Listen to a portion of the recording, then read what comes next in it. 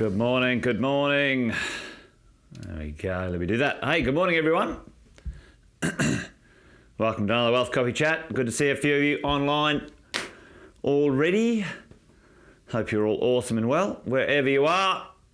Big hello, good morning to James, Tim, Brendan, Luke, Alison, Anne. Morning folks. Let us know where you're dialing in from. If you're new, Jason Witten's my name, as it says right there. Most of you know that. But if you don't, big hello to you. Thanks for joining.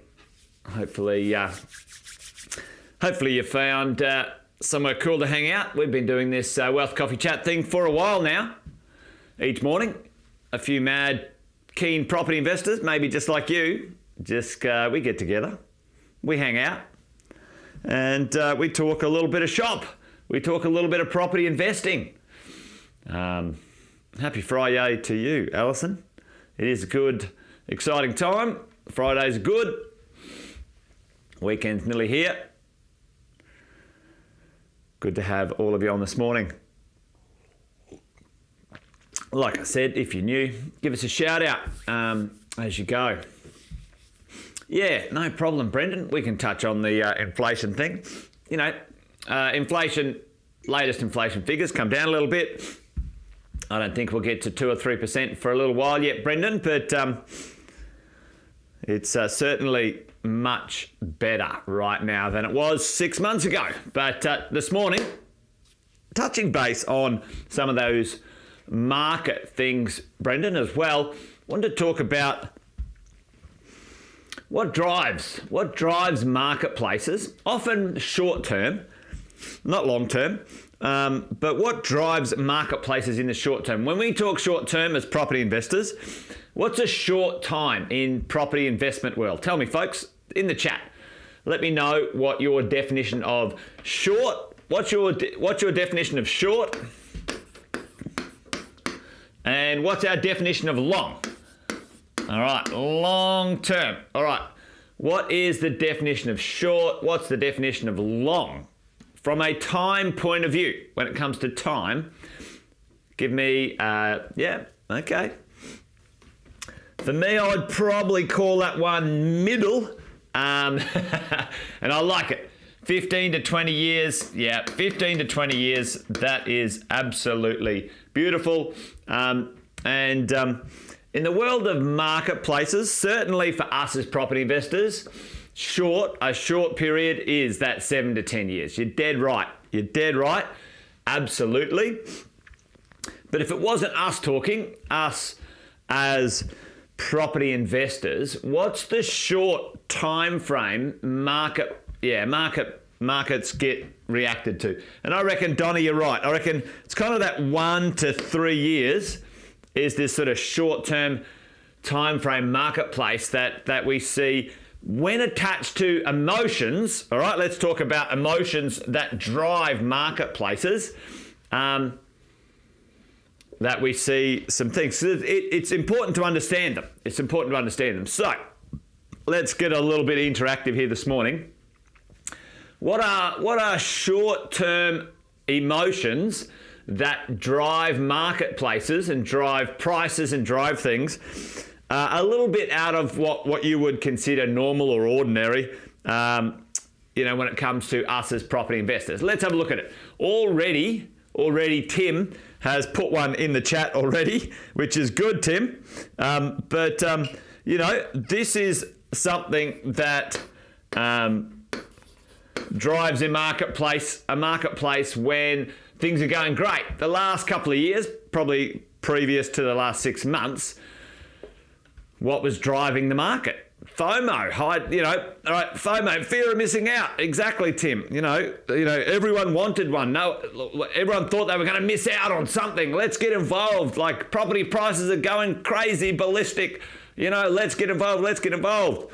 However, when the market's not going so great, when interest rates go up and the media mayhem lines themselves up, what emotions drive the marketplace? What are people, other than you and I, because we're educated investors who understand how things work, what emotions are driving these short-term decisions people make. What things drive those short-term market behaviors?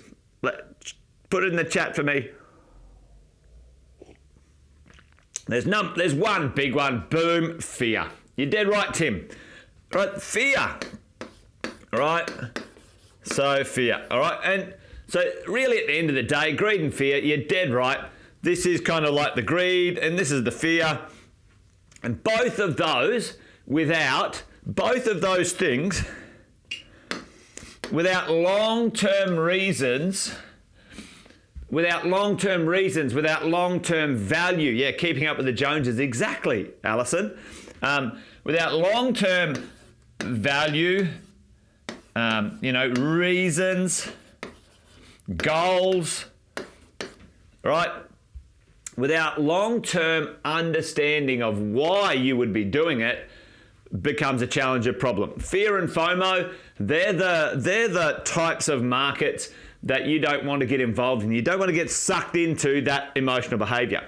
So let's have a look at something that's pretty interesting. Oh, that's a little bit average, isn't it? Let me see if I can do something here. I might just do this. Hang on 2 seconds. Let's see if I can turn the light off and see if that makes things better. No, it doesn't, does it? It doesn't make anything better? No. Or maybe, when you adjust these things, sometimes, let me see. Doing this on the fly could be a bit of a disaster. Hang on. What about this? Nah, other way. Nah, not going to work. What about this contrast? Oh, a little bit better. Oh, how about that? Is that a bit better?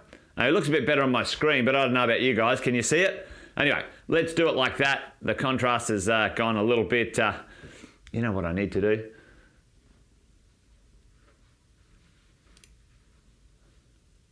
Ooh, how's that? Oh, yeah. Anyway, I think we're getting there, aren't we? There we go. That's a little bit better, isn't it? Anyway, should have done this beforehand. Anyway, we're back. We're back. Anyway, so when you have a look at, anyone seen this before? This is Maslow's hierarchy of needs.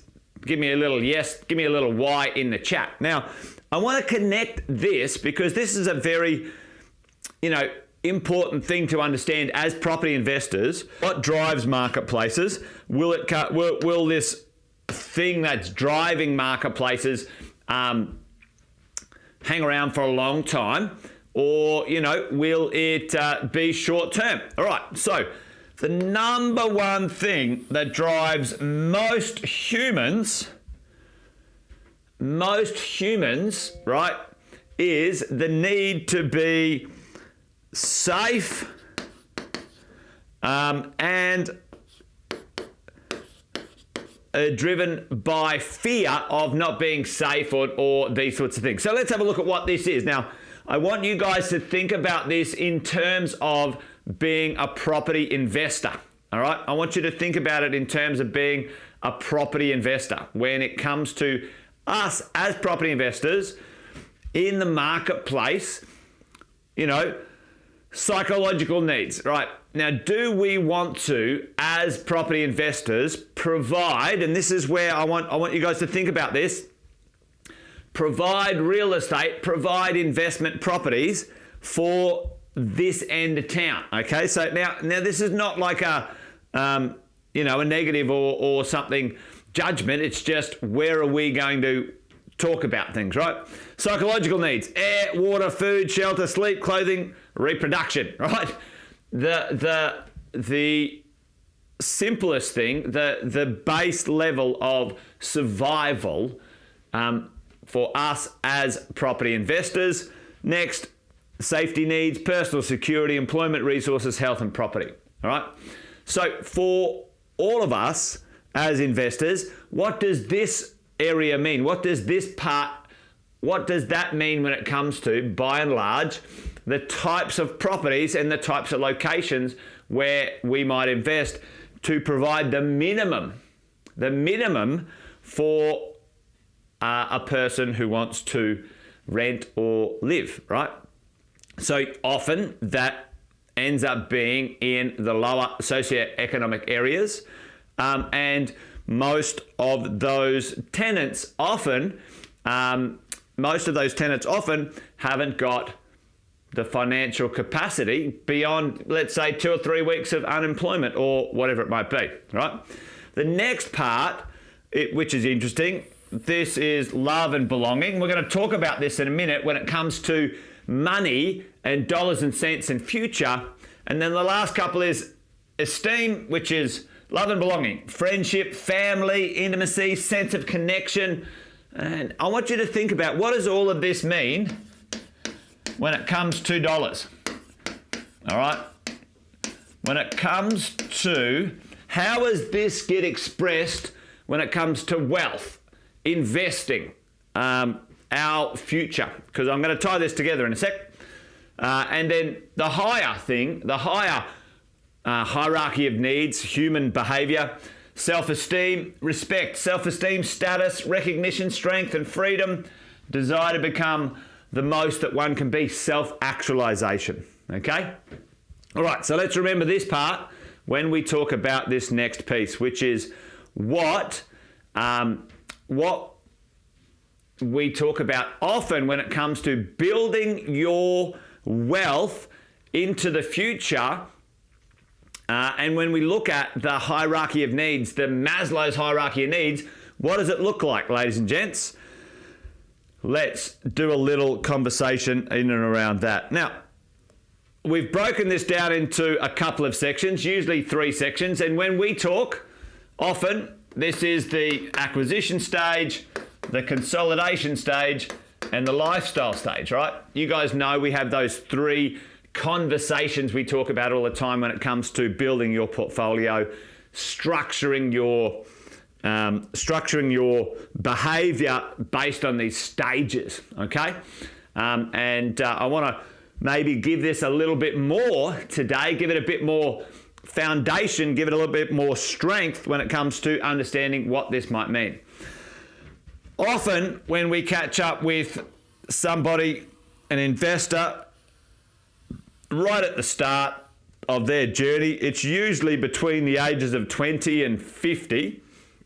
Okay, that's usually, and probably more around the ages of 25 to 45 is kind of like when we get to see,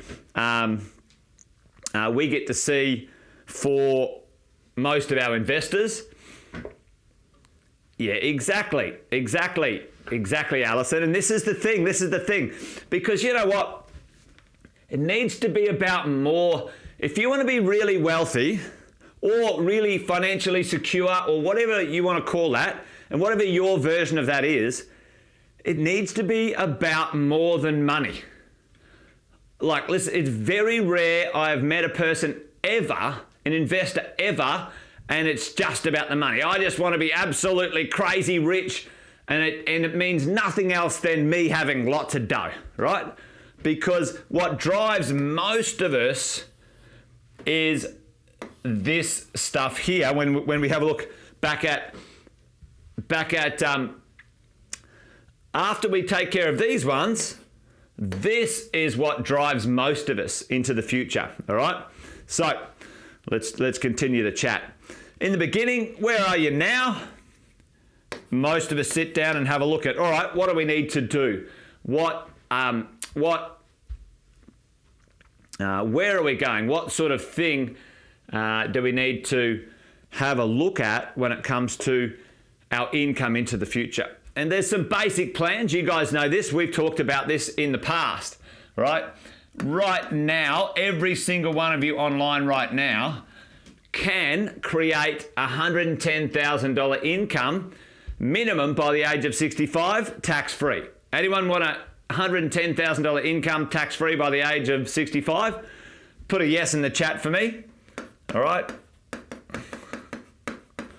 Anyone want that as a minimum destination? All right.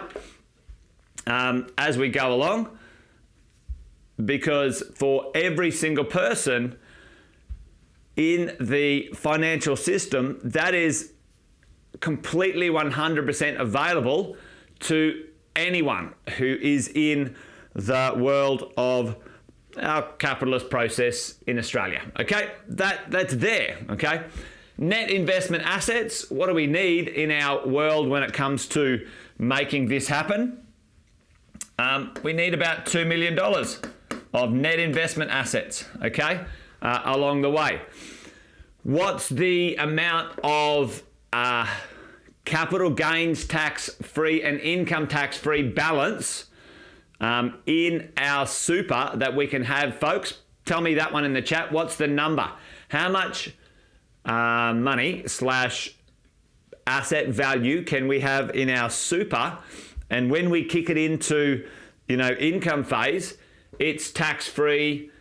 There's a ceiling, tax-free and income tax-free. What's the number? Tell me that in the chat, folks. Tim, all over it today. 1.7 mil. 1.7 mil. Boom. Boom. And what do we need to do? Thanks, Mark. Thanks, Tim. What do we need to do with our owner-occupier debt, or what I would call bad debts? Okay, this is debts. That's super. That's net investment assets, and this is income. All right, debts. We need to have our own home, our PPR, at 0. 0, 0, 0. So here's the drill. Acquisition. What needs to drive this acquisition stage, right? How many properties do we need to buy, right? What type of investing do we need to do? It needs to drive towards this minimum outcome. Minimum outcome, right? This is our behavior in acquisitions. This is about our strategy, our implementation. We need to accelerate and we need to accumulate. All right. Over here, this is our freedom line. So what happens? See this section here? That section there is about this.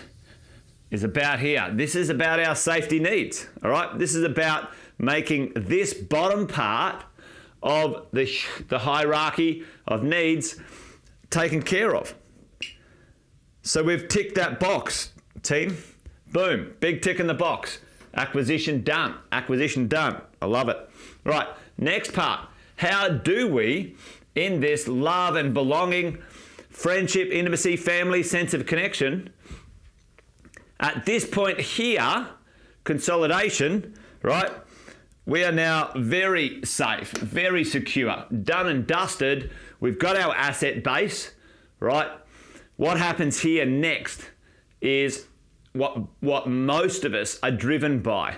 Tell me, what group, what's the number one group that every single one of us, like nearly everyone online, everyone who would hear this, wants to help financially?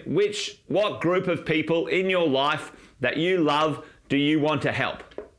And you would help, like, everyone wants to help these people, like in one way, shape or form when it comes to their world.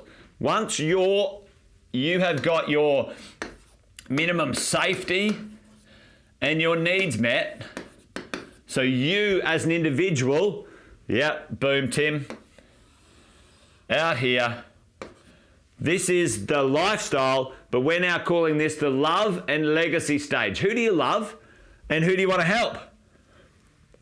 And I would put it here. Once you've taken care of the things that you want, you need, your world, then the next part is you're taking care of your family. People want to pay it forward and create something for the future. And I love Alison's comment here. And what's the higher? So we've got it. So think about this, right? We're taking care of our family now. We've taken care of us, our minimum needs. We're taking care of our family. We've got the asset base. We can take care of our family. We've got some resources we can provide and take care of into the future. How is this done now? What are we driven by here? Self-esteem, respect, status, recognition, strength, freedom, desire to become the most one can be. Where does this part? Now, who do you want to help after you take care of your family? Tell me in the chat. Alison talked about people, place, and planet. For me, now I've got this under control for my financial life. Maybe the same for your financial life. Now I'm building schools with room to read. All right? That's what I do. What are you going to do? What's your legacy? What's your future? What's going to drive you financially into beyond just enough for you and your family?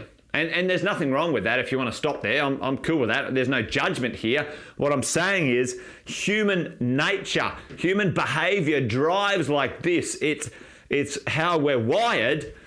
You know, what are you going to do? Put that in the chat for me. This is where we create other things. Legacy. And I've seen so many people feel a bit lost when they get here.